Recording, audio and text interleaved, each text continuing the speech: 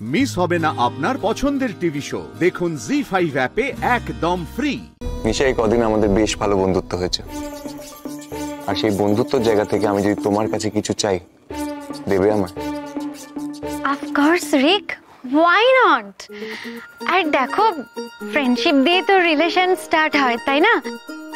তারপর প্রেম, বিয়ে, baby. No Rick, leave it, এসব তুমি বাদ দাও। তুমি বলো, তুমি আমার থেকে কি হেল্প চাও, তুমি বলো। আমি একজনকে ভালোবাসি নিশা, আর একমাত্র তুমিই পারবে আমাকে আমার ভালোবাসার কাছে নিয়ে আসতে। তুমি আমার সাথে মজা করছো, তাই না রিক? না না নিশা, আমি অ্যাকচুয়ালি তোমার হেল্প চাইছি। রিক, এটা তুমি কি বলছো? হাউ ডেয়ার ইউ রিক!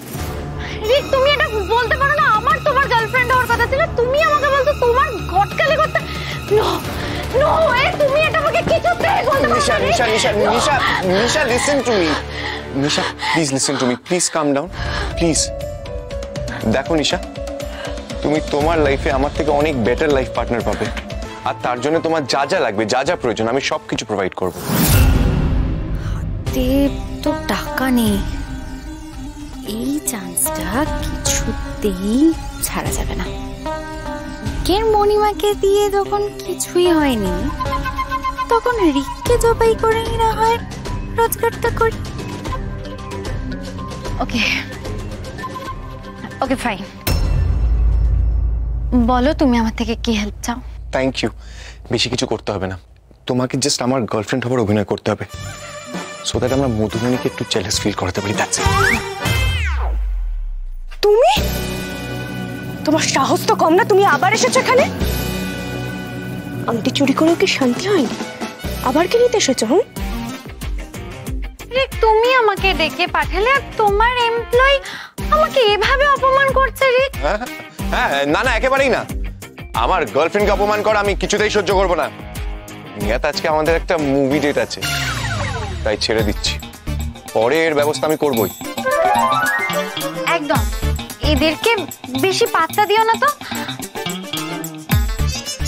রিক, হ্যাঁ, let's go my love. Movie দেখতে যাচ্ছেন না মুভি করছেন? হ্যাঁ।